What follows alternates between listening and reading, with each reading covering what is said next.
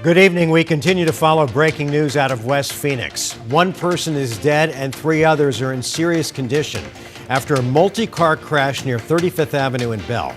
Phoenix Fire says one person was pronounced dead at the scene and another had to be extricated from the car.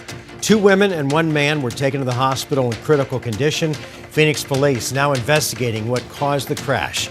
Be sure and stay with 12 News overnight for the latest updates. This was a different crash. It was horrible, and it sent a half a dozen people to the hospital and leaving the wreckage of burning vehicles behind. Thankfully, no one was killed. Tonight, we speak with family members who continue to pray for their loved one.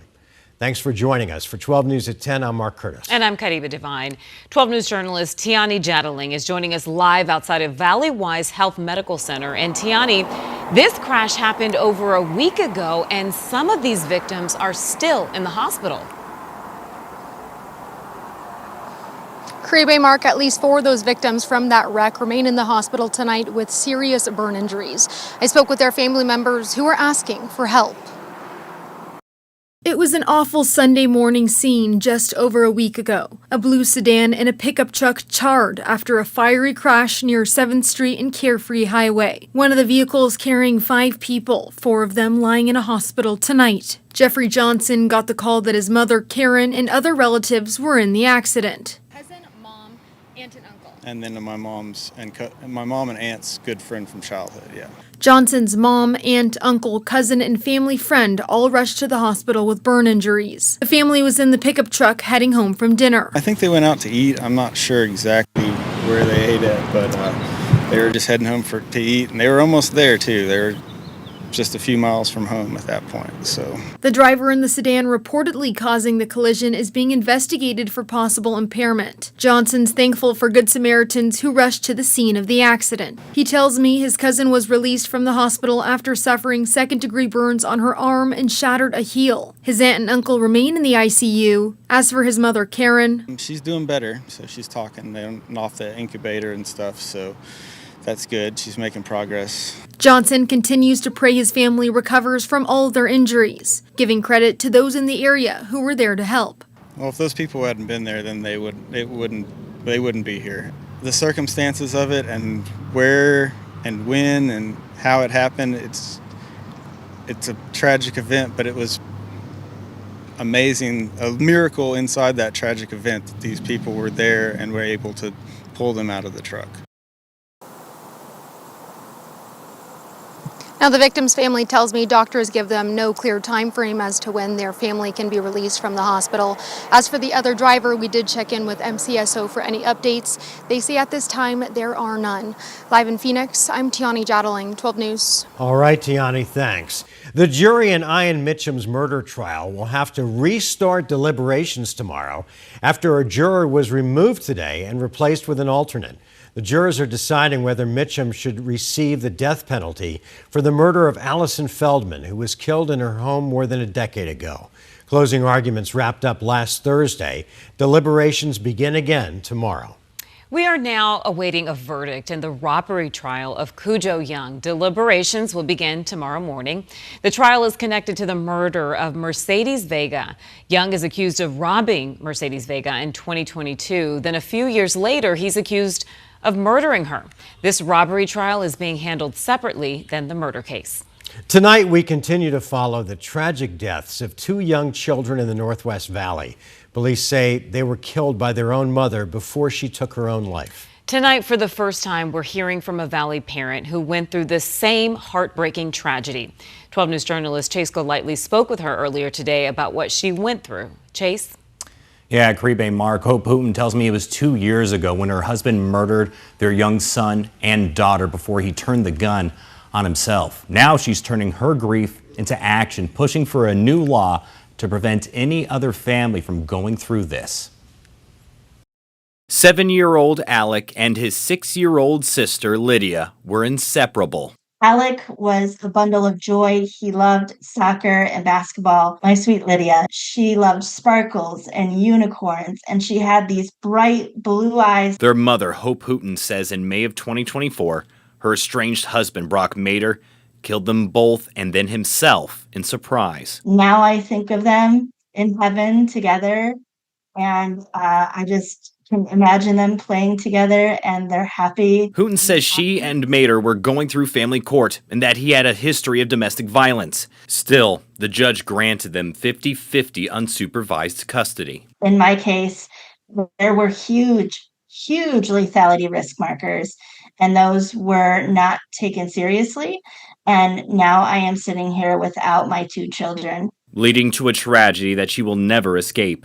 But Hope decided to turn that grief into advocacy. My mission on this earth is to keep my children's legacy alive. Helping craft a bill currently going through the state legislature called the Alec and Lydia Act that would require courts to prioritize child safety over equal time with parents going through a custody battle. That if one of those parents has a history of domestic violence against the other, it should be considered the primary factor of who should get custody.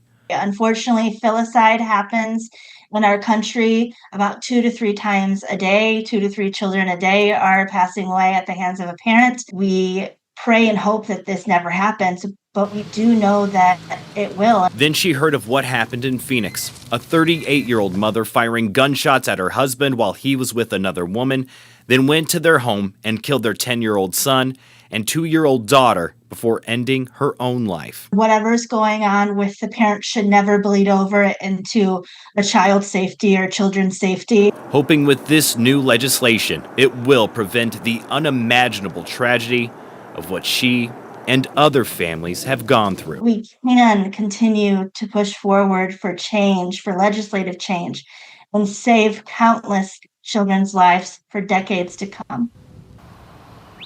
The Alec and Lydia Act is expected to be heard by the Arizona Senate for a full vote in June. Now, Hope told me she doesn't know if this would save the lives of those 2 young children that recently passed in Phoenix, but again, she does believe it will ultimately save lives in the future. We're live in the studio. Chase Golightly, 12 News. All right, Chase, thank you. New at 10, DPS troopers were put out in force over Memorial Day weekend looking for dangerous drivers. New numbers show how those patrols went. DPS say that they handed out over 2,300 speeding tickets across the state this weekend. Troopers also found nearly 200 drivers who were not wearing their seatbelts and over 100 who were driving while distracted.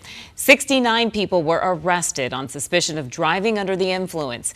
DPS was just one of many agencies that increased patrols over the weekend. All right, let's take a peek at our weather with our weather impact forecast. Meteorologist Lindsay Riley is here. And Linz, tomorrow parts of the high country could see some strong winds and higher fire danger. Yeah, it's actually going to take place over the next 2 days. These higher wind gusts, even for the lower deserts. But we do have that red flag warning in effect for northern Arizona tomorrow. Temperature is still mild. We topped out in the upper 90s today. We're currently sitting at 85 degrees in Phoenix. Still having some gusts over 20 miles per hour out toward Bullhead City, but the rest of the state, the winds have really calmed down. They'll start off calm again tomorrow. This is a look at 7 a.m. But by the mid-afternoon, you're going to notice those gusty winds, close to 40 miles an hour up in northern Arizona tomorrow. These winds will be blowing in from the south. Even the lower deserts, you can see Gila Bend, Ajo, Phoenix, Casa Grande. We're all going to be experiencing these gusty winds. And then it's not just limited to tomorrow.